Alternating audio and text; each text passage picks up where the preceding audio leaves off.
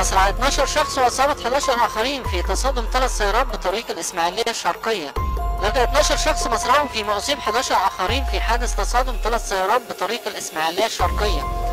تلقى اللواء محمود هنيدي مدير مباحث الإسماعيلية اخبارا من العميد غزالي عسكر مأمور مركز أبو سوير بوقوع حادث تصادم قرب مركز ومدينة أبو سوير على طريق 36 الحربي الواصل بين مدينة الإسماعيلية ومحافظة الشرقية.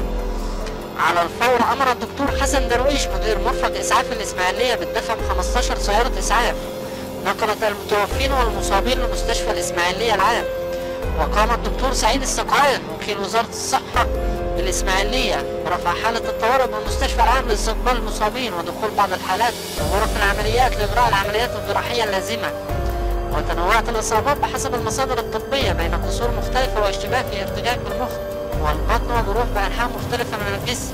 وأمر المستشار وليد جمال المحامي العام لنيابات الإسماعيلية بإرسال فريق من النيابة العامة بإشراف يوسف الدفتار رئيس نيابة الإسماعيلية الكلية لمعاينة السيارات وانتداب لجنة من المرور لفحص السيارات لمعرفة أسباب وقوع الحادث وسؤال المصابين بعد تماثلهم للشفاء.